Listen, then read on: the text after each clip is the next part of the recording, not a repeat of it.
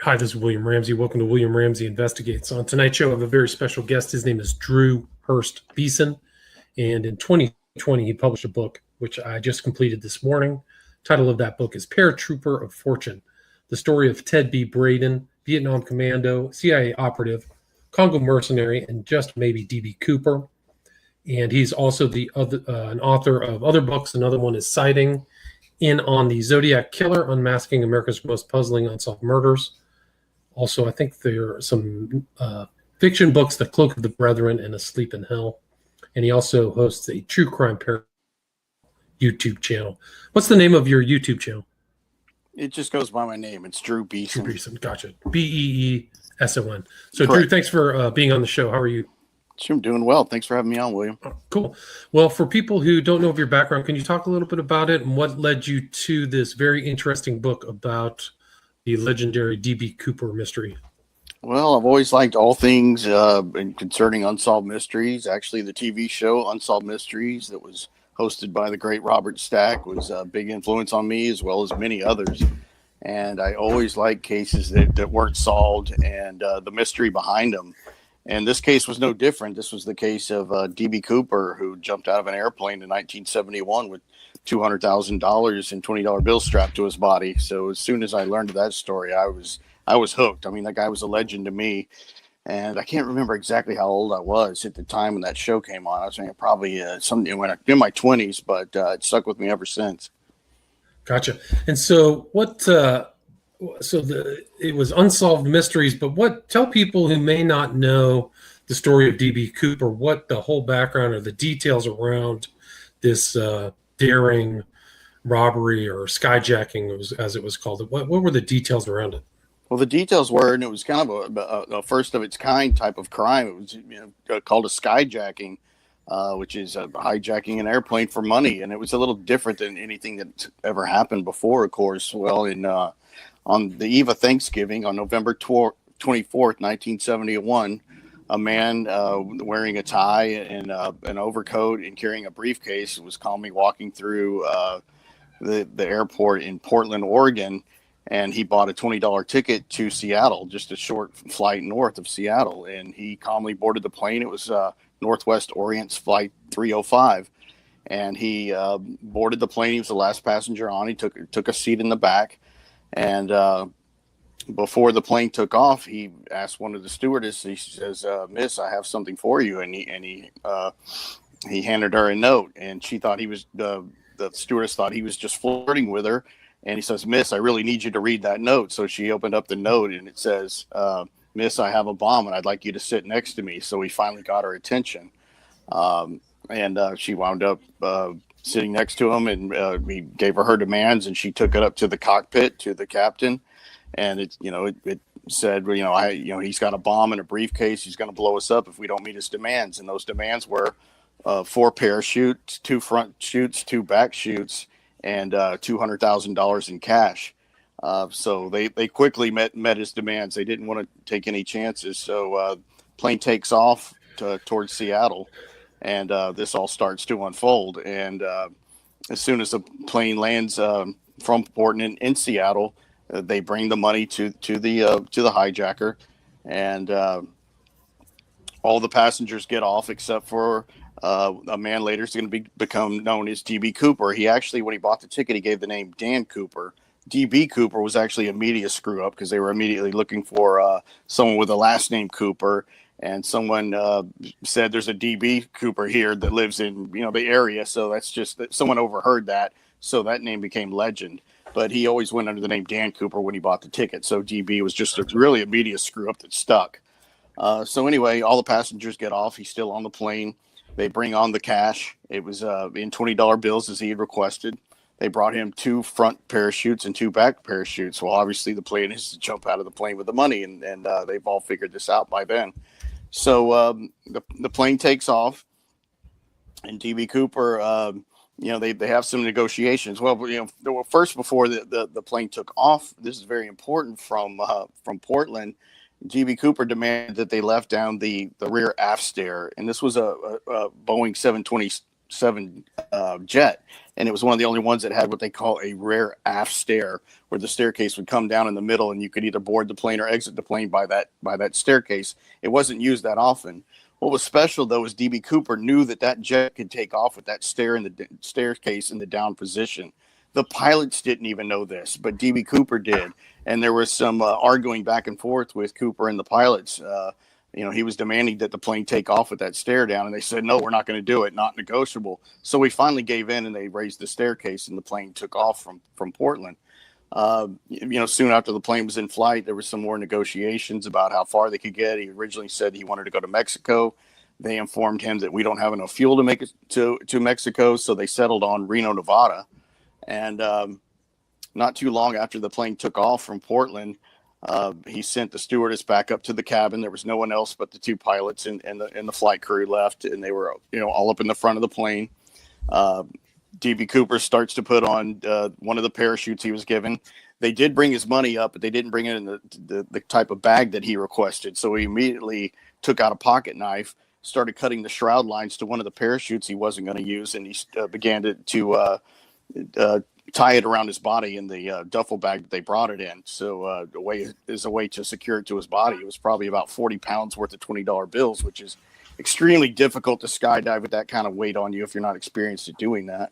So everybody goes up front. Now, at some point, Tina Muckla, who spent the most time with Cooper, she was the stewardess there, one of the three, walked back to the back of the cabin and saw DB Cooper putting on one of the parachutes. And he sent her back up front, and not too long later, there was what they called a pressure bump, and they thought that was Cooper getting the aft stair down. Actually, Tina Mucklow helped him to lower those aft stairs before he actually jumped. So she goes back up front. He's got the parachute on now, and at some point, they believe over Washington, over the town named Ariel, they think he jumped out of the plane with all the money strapped to his body. He was never seen again. Didn't leave the briefcase on the plane. The only thing he left was some Raleigh filter tip cigarette butts, the drink cup he was using, and a black tie, a thin black JCPenney tie. Nothing that he jumped out of the plane was ever found again, with the exception of $5,800 in $20 bills that was found in 1980 on the shore of a place called the Tina Bar outside of Vancouver, Washington. A 9-year-old boy named Brian Ingram found $5,800 of DB Cooper's cash, and it was later verified to be part of DB Cooper's ransom money. Nothing else was ever found other than that $5,800, not the parachutes, and most of all, they never found DB Cooper. So it remains a mystery to this day. And it was $200,000 at that time was a substantial amount of money. I think it's like about 1.2 million today. So it was definitely a significant heist, but the money was found across from Portland, right? So Vancouver, Washington is right across the Columbia River. River, right? So, so somebody disappeared into the mist, never to be caught by the police for sure. But what led you to this character of Ted B. Braden? Well, I kind of had a resurgence getting back into the DB Cooper case, listening to Coast AM. There was a guy that Coast to Coast would have on at least once a year for a while, and around the time of the anniversary of the Cooper jump. And he was an attorney named Galen Cook. And he would come on Coast to Coast and talk about his suspect, a guy that was named William Gossett. He later changed his first name to Wolfgang. And he was a really interesting suspect to me, and everything that Galen Cook said. He was a real articulate guy, and talking about this Gossett guy and how he had survival training and all this stuff. And I kind of became interested in Gossett as a suspect, and just started looking into him a little bit more. And I was looking at some of the DB Cooper chat rooms where, the real hardcore Cooperites, as they call them, get on there and talk shop about who do they think DB Cooper is, who's a good suspect, who's a bad suspect, people arguing over whose suspect is better, that kind of stuff. And I would never join these groups. I would just kind of be a voyeur and reading the things they said. And one day I was reading one, and there was a guy named Bruce Smith who was the Grand Poobah of the DB Cooper case. He was on the HBO special recently, and he wrote a book called DB Cooper and the FBI. and it was Bruce Smith talking to another a guy on the Cooper message board that went by the moniker Snowman, and they were talking about this other suspect named Ted Braden. And immediately when I saw the name and what they were saying about this guy, just immediately fascinated me. They were saying this was the pick of U.S. Special Forces in Vietnam to be D.B. Cooper. And I thought, man, that's fascinating. This guy needs a closer look. And so I didn't find him. They did. I don't know where they found him. I guess because they would, go around and if they ever encountered someone that was in Special Forces in Vietnam, the name Ted Braden would come up. They would say, who do you think was DB Cooper? Since, it looks like it could have been a Special Forces type operation. And obviously the Vietnam War was still going on in 1971. And the answer they would always get back was Ted B. Braden. So I was hooked at that point, and I made a mission to find out everything I could about this guy. And not only just as a DB Cooper suspect, but about Braden's life, because it was fascinating. This guy was a true super soldier. He was Rambo before we ever heard the name Rambo. Not this big bulky guy. I mean, he was this, he's about 5'8", almost 5'9", but he was really lean. He was in his 40s already when he was in Vietnam. So he was already, kind of an older guy, but he was tougher than anybody. And the more I dug into his background, the more I became fascinated with him. Well, he was. What's interesting about him is he lied to get into World War II when he was 14. So he was by 1971, he was a very, very experienced adventurer / military guy, right? Heavily. He was actually, I think he just turned 16 when he joined a fight in World War II. And he was born in 1928, by the way, and he is deceased as far as we know. That's a little shrouded in mystery, but he was born in 1928, so he probably mid-90s or so now. But from what we know, he passed away in 2007, and he was cremated. And the details are pretty sketchy there. He's not like, he's not buried anywhere that shows, or even some of his family members that I found don't even know what really happened. I mean, I think his third wife probably knew, but she had Alzheimer's and things like that. So that was a little shrouded in mystery. But no, he did lie about his age and joined up to fight in World War II. And it's because he kind of had a bad home life with his stepfather. He had a pretty rough relationship with. So I think he really just wanted to get out of the house and started with his life. So he catches the tail end of World War II and winds up fighting in the Battle of the Bulge, some of the the harder battles as a paratrooper, a member of the 101st Airborne. And, he really saw some combat as a really young man over there. So, yeah, like you said, he was already a hardened combat veteran before he was 18. And Right. Had an on and off getting in and out of the military, for most of his career. He was career military for the most part until he left Vietnam. Can you talk about how he got into Vietnam and what his experiences in Vietnam were? Sure. He went over to Vietnam at the beginning of 1965, so it was still pretty early. And Braden wound up joining a special forces group called the Materials Assistance Command Vietnam Studies and Observations Group. And that was just called SOG for short. And that's a really benign sounding name for the Black Ops units in Vietnam. I mean, MACV-SOG was the elite of special forces in Vietnam. These guys were the ones that went into Laos, and they would do their primary thing was to do wiretaps, wiretap the North Vietnamese transmission lines and gather data. They had a machine they could hook up when they would make that wiretap, and they would be able to record messages that were obviously in North Vietnamese. They would have translated, and they would know where certain generals would be. Really highly valuable intel. But of course, they were going into Laos where we weren't supposed to be due to the Geneva Convention. So if they got caught in Laos, you were basically the American government would deny you were ever there. So you didn't have that added protection. So you had to be, the toughest of the tough to want to do that assignment. They had 100% casualty rate in the SOG unit. For just either you would at minimum be wounded, if not killed, when you joined up for that unit. And also when you joined, they would tell you couldn't talk to anyone about your activities or that you were even in that unit for 30 years, or it'd be really serious stuff against you. You'd be court-martialed, probably put in Leavenworth if you even told your wife or your girlfriend what you were doing in this unit. That's how covert it was in Vietnam. And it was, not declassified till many years later that we even knew what this group was or what they were doing in Vietnam. And Braden was part of a team that was called Team Arizona. They were all made up of small teams that were like 8 to 10 members total. You would have 3 Americans, and then you would have sometimes up to 5 or 6, what they would call mountain yards, or yards for short, which was the mountain people, the indigenous fighters over there in Vietnam. And you would go in, get what they called over the fence, and you would do all these operations like wiretaps. You would try to snatch prisoners. You would do, all kinds of dirty stuff over there. You would try to find their weapons caches and sabotage their weapons. Really hardcore stuff. And it was actually, Braden was what they called the 1-0. That means you were a team leader of your unit in SOG. And he was part of the first team that did the first successful wiretap in Laos. His team carried out. So really hardcore guy, hardcore stuff over there. He always got his team members out alive, although he was very unconventional. I mean, he took a lot of chances.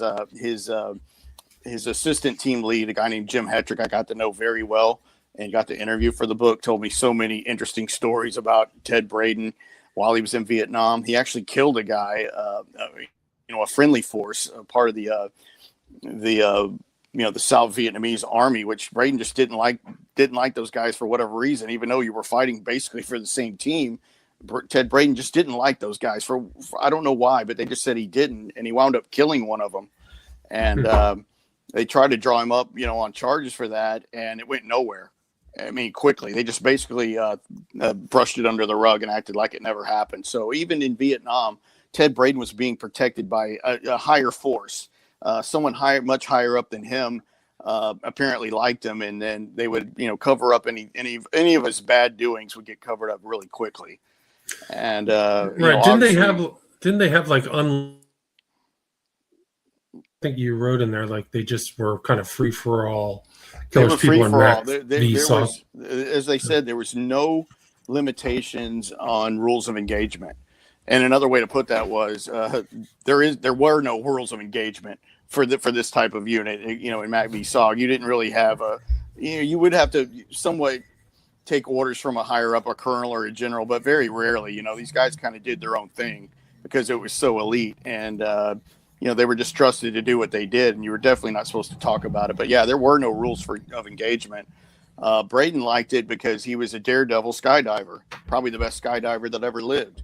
And he loved going over there when he got to Vietnam because he could pull his ripcord at under 1,000 feet, which was suicide for most people. But he was such a accomplished skydiver, and he could live on the edge.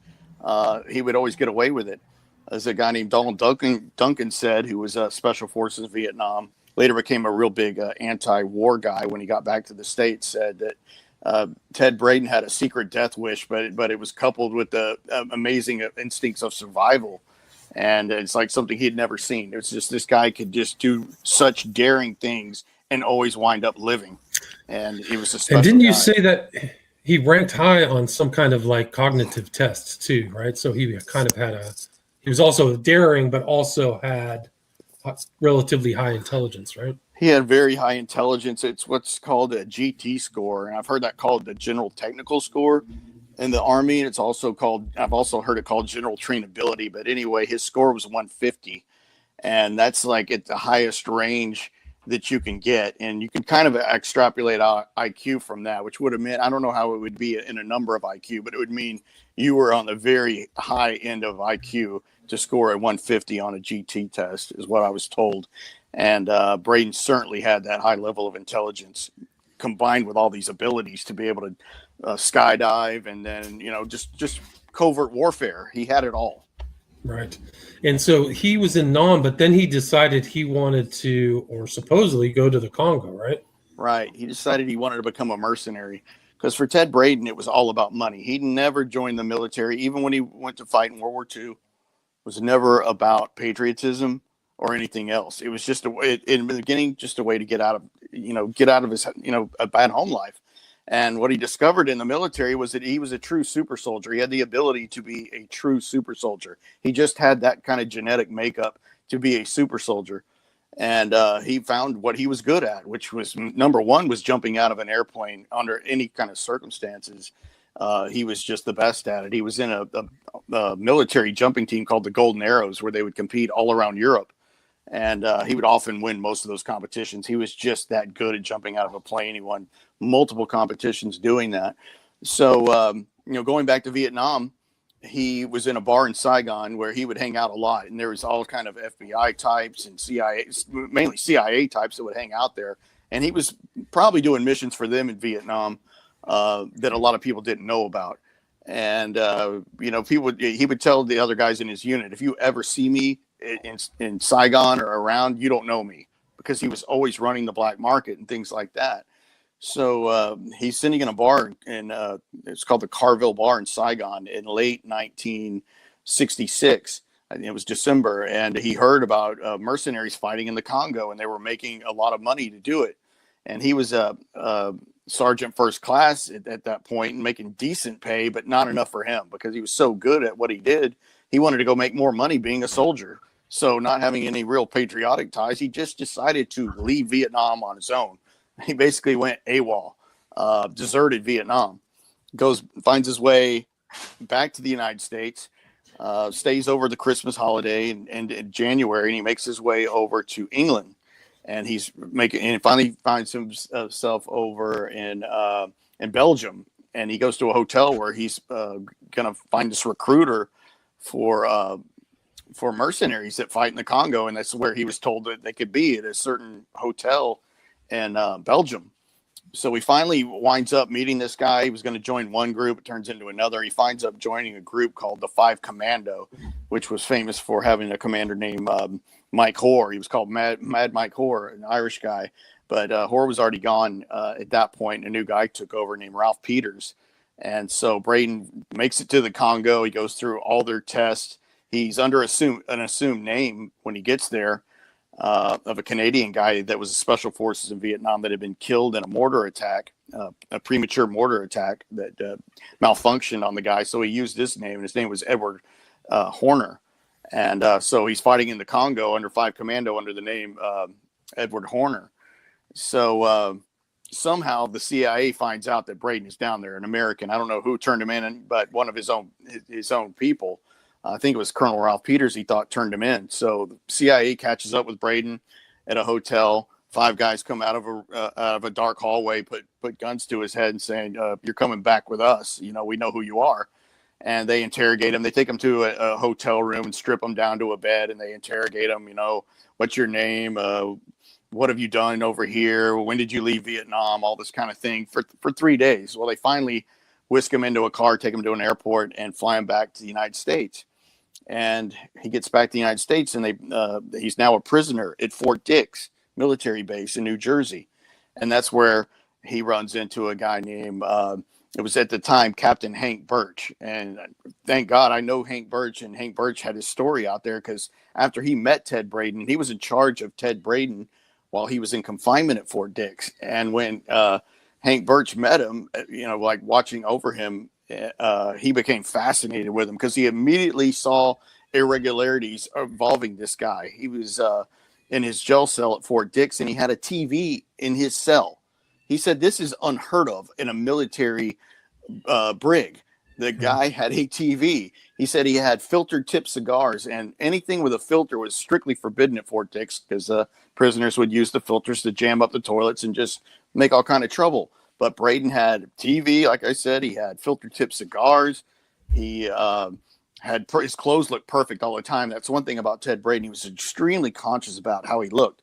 And I've always been told by people that knew him, if you saw Ted Braden outside of anywhere else, you would assume he was either a college professor or a colonel, because he took such care of his physical appearance and his clothes and how he looked. And he spoke really well. He was highly intelligent, and he spoke that way. He was kind of soft-spoken, but he always thought about what he was going to say before he said it. So there was always like this pausing when you would ask him a question or he would say something. There was always this pause, because he was trying to say the right things at all times. Very, very measured in his speech. But anyway, so he's at Fort Dix, and he's obviously there because he deserted the Vietnam War. This is a pretty serious charge. And that's what he's there for, not for fighting in the Congo, but for the first charge of going AWOL in Vietnam. So it comes the day that they're going to hold a court martial for Braden. And it's, I think, 2 hours before they actually hold the court hearing there on base. And before it happens, a phone call comes in from a guy.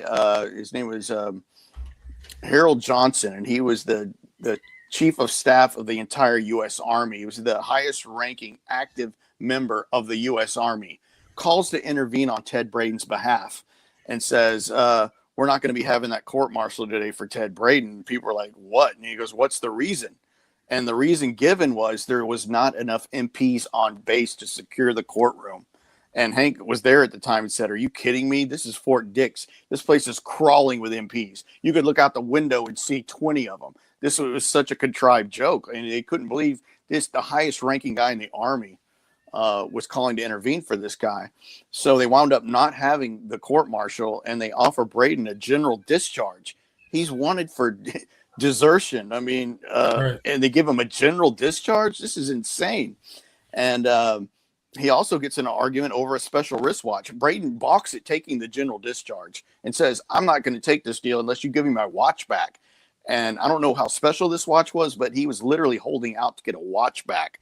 I don't know if it was sentimental or what it could do, but anyway, he balked, but originally, winds up taking the general, and then he had to promise never to join the U.S. military again. And when they lined up to leave, they're basically being released. You would always line up in order of your rank. Like if you were a captain or that higher rank, and then the privates or corporals would be behind you, they lined up Braden ahead of people with far higher ranks when he was released. So he's getting special treatment from somewhere, like he did in Vietnam, still here at Fort Dix. So he gets basically released, general discharge, don't ever join the Army again. And there goes Braden from military confinement. And what year was that? What year did he get let out of the jail, Fort Dix? That was 1967. 67. So then he gets out, and does he do the golden arrows after he gets out of jail? No. Okay, so it's before. No. And then he starts driving a truck, but he also he still kind of was engaging in criminality even after getting out of jail, right? Right. So his whereabouts right after he's let out are not known. It's almost like they've been scrubbed. I mean, you can't find it. This is a guy that they don't want you to know about. He winds up in the later part of 1967 in September. A magazine called Ramparts publishes an article about Ted Braden. Very interesting. And he's talking about his time fighting as a mercenary soldier. And I'll read the first part of that real quick. It says, and it reads like an advertisement. That's why it's so interesting. But it had a picture of John Lennon on the cover, but it says it's like a true ad because Braden's still looking for work. And it says, mercenary soldier, 14 years military service, available for position immediately. Qualifications, 101st Airborne Division, World War II, master parachutist, 911 log jumps, including 695 free falls. Ex-lieutenant, ex-sergeant, U.S. Army, operated in 4 countries in Southeast Asia and 2 in Africa. Experience in the use of weapons, demolitions, sabotage, infiltration, especially as training and directing hunter-killer teams. 23 months of jungle experience. And it reads like an ad. It was a real ad that was in the San Francisco Chronicle that he's talking about. And the article was written by the military director of Ramparts, which was Donald Duncan, an ex-Special Forces soldier who knew Braden from Vietnam, who was now anti-war, covering Braden's experience as a mercenary. So fascinating. So nothing's really known from Braden until the early part of the 1970s, where he is a truck driver and he's committing these kind of strange crimes. As a truck driver, he's leaving his truck to be stolen because there's a bunch of goods in it, and he's arranging for this. And then one time he got caught for stealing a bunch of meat and fish from a warehouse, and he gets pulled over for drunk driving when he at one point, and he won't tell the police what his name is. He won't give him his driver's license. He won't cooperate at all. So he did have a criminal record for sure. That was after the Cooper event. Right, and he had kind of like also a sketchy personal life. He was married a couple or 3 times, but the first and second wives didn't know of his earlier relationships, right? Right. Do you remember anything like that? Yeah. But he also, there were, after this whole DB Cooper event, there were like 14 or 15 copycats, right? Or attempted copycats. There were some smaller cases of copycats that really didn't go far. The most notable was a guy named Richard McCoy, who pulled off a similar skyjacking that DB Cooper did about 5 months after the Cooper skyjacking. He was from Utah. Definitely would have been inspired by Cooper. Some people think that Richard McCoy was DB Cooper. I don't personally. But he did get away with stealing more money. He actually did a $500,000 ransom just about 5 or so months after Cooper and made it. But he bragged a lot about, he bragged ahead of time that he was going to do it and asking questions. He had a friend that was a Utah state trooper that he told about it, and they quickly apprehended him and got almost all the money back, all $500,000 other than like $6 that he bought a meal and a milkshake for. So he quickly got caught. But he was the most famous copycat, was Richard Floyd McCoy. But there's other investigators, and they've kind of gone through some of these copycats or other people who are capable of it. But do you think that you talked to Braden's stepdaughter, and she said that he was Cooper, right? Well, yeah, I did. I was really fortunate to get a hold of her, and it wasn't easy because I think they had probably been approached by people in the past. She has 3 older sisters, which probably would have had even better memories at the time. But I was fortunate to talk to the youngest stepdaughter of Braden's, who was living with him at the time of the Cooper skyjacking. So he was definitely gone from home a lot. So this guy was definitely not home for Thanksgiving of 1971. And I said, well, what do you remember about that time mostly? And she said, well, we had a lot of money, and I never understood why, because he was a long-haul truck driver. He drove a newer model Mercedes-Benz, which Dad Braden loved Mercedes. That's all he would ever drive. He had one when he was in Europe. Her mother, who was Braden's third wife, her name was Pauline. She had a newer model Mercedes-Benz, and they lived in a penthouse apartment in downtown Chicago. And she wondered how and her mother wasn't working at the time either. So it's not like they even had a double income. And she always wondered how he was able to afford all that. Now, it could have been because he was pulling off some heist too with his his scams with his trucking thing, but he always did seem to have money, and it stuck out to her. And actually, her mother, she asked her mother point blank one day, was Ted DB Cooper? And her mom looked at her and very as seriously she could say, yes, he was. But the caveat to that was she was in the early stages of Alzheimer's disease, unfortunately. And I asked the daughter, do you think she was telling the truth or was lucid enough to mean it? She said, yeah, I do. But I have to preface it with she had early stages of Alzheimer's, unfortunately. Right. But she said for many years the FBI was calling on them. And he also kind of had distinguishing characteristics of what this woman, Tina Mucklow, saw on the plane, right? Absolutely. Absolutely. Tina Mucklow said he was a gentleman, despite the FBI trying to say that he was a bad guy, or some of the people like, I think it was Ralph Himmelsbach, one of the earlier investigators, would say, oh, he's a thug. He's a bad guy. Tina Mucklow said he was a perfect gentleman, and he didn't cuss. He was always calm. It was just extremely calm that when he was going to jump out of a 727 into bad weather at night, which tells you this person was extremely trained. But anyway, going back to the politeness, I was told by Al Tyre, who was Braden's jumping partner in the Golden Arrows in the early 60s, he said, one thing I would never forget about Ted Braden was how he treated women. He treated women with the utmost respect, other than being on his third wife, of course. But he said if a woman walked into a room, like at a bar or any type of room, Braden would immediately stand up.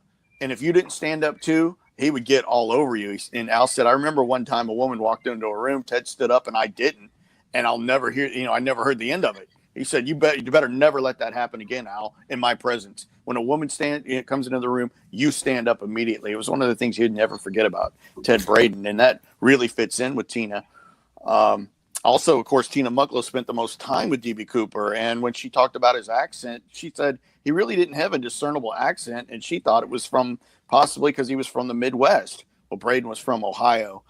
Can't get any more Midwest than that. So he had so many things going for him, just from what Tina described. Just fit right in. He had kind of like a neck. I mean, his face does look like it too, like the same kind of drawing. People call it the Cosby drawing, but he definitely had certain characteristics of. He definitely did. He did for all the people that saw DB Cooper that were on that flight that were interviewed with the FBI after the skyjacking took place. Because remember, none of the passengers knew it was going on. They were already off the plane and into the airport when the FBI intercepted them and said, "Your plane was being hijacked, or it's being hijacked now. The one you just got off of." Not one passenger had a clue that it was being hijacked. But for any passenger that says, "Could you remember the guy in the back?" or whatever, for everyone that said they could remember him, they all had one distinguishing feature that was the most prevailing of all those people, and it was that he was swarthy or was dark complected. They said he was a white male, but he had dark skin. So when I uncovered a picture of Braden from 1975 sitting next to his mother, I almost jumped out of my seat. I was like, man, he's got that really dark skin. And especially you can tell because he's next to his mother, who's, very pale. So he definitely had that feature going for him. He also had what's known as a turkey neck.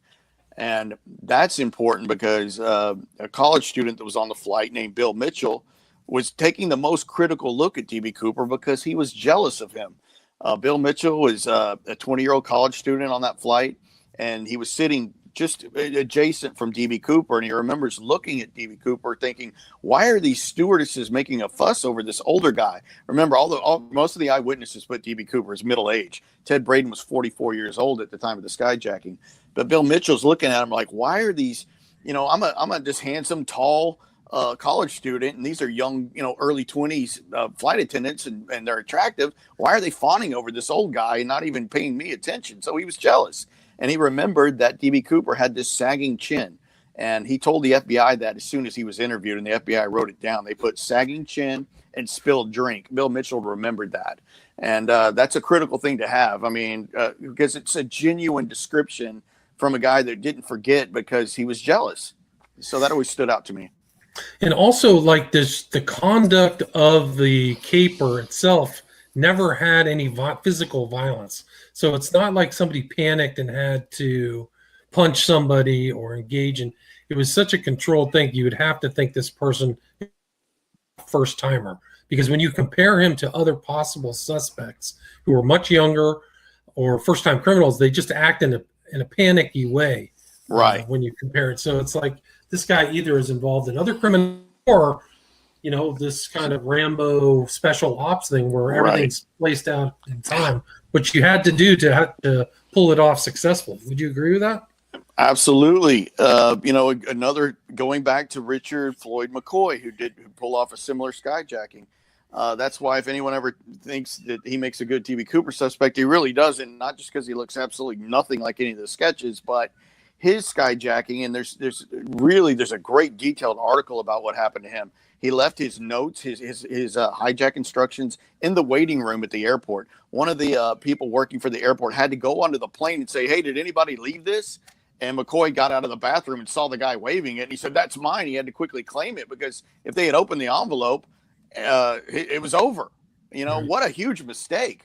DB Cooper would have never made that mistake. He asked for the written notes back. He did everything by the book, never panicked. He was totally calm. And going back to Richard McCoy, he was putting on makeup in the bathroom of his skyjacking, and he immediately called attention to himself when he sat back down in his chair. So he had to wind up doing his thing almost immediately because he was so nervous. And Richard Floyd McCoy was briefly a Green Beret in Vietnam, but he was more of an accomplished helicopter pilot in Vietnam. And he won a Silver Star. I mean, just short of a Medal of Honor for one action that McCoy took over there. So here's a guy that's pretty well trained too. Green Beret, Vietnam, really high intense stress as a helicopter pilot, and he's nervous during his skyjacking. It just shows you that Braden is in another class. Even for special forces, he's in another class. That's why the legends of special forces in Vietnam have always pointed to Ted Braden as DB Cooper, because they would act like we don't have any special knowledge, but of any of our ranks that would have done this, that would have been smart enough to do it and had the skills to do it, it was Ted B. Braden. They never give you a number two choice. They never say it could have been Ted Braden and Bill Smith, or they never give you another name. It's always Braden, because he was in another league. Right. I mean, and probably killed. Would you say the average SOG person killed an average of 158 people or something? So he probably didn't have to do it. Absolutely. just didn't feel like he had to engage in physical violence. He just went through. It No. seems like he's a good fit. Oh, he's perfect. Yeah. So, Drew, is there anything I missed? Anything you'd like to add before we wrap this up? Can you tell people about your social media or where they can find the book? Sure. All the books on Amazon.com and on Instagram, it's Drew Hurst Beeson, and then the YouTube channel. A lot of the stuff's on YouTube. So if you look for the DB Cooper stuff, it's all on my YouTube channel. A lot of what's in the book is on there for free if you don't like books. I know a lot of people don't, so a lot of it are in the videos. You can definitely check it out there. And it's your YouTube channel again is Drew Beeson, Beeson, correct? Correct. And then it's also on YouTube. Again, the title of the book is Paratrooper of Fortune: The Story of Ted B. Braden, Vietnam Commando, CIA Operative, Congo Mercenary, and Just Maybe DB Cooper by Drew Beeson. Drew, thank you so much for being on the show. Thank you. Appreciate it, William. All right, take care. Have a great week.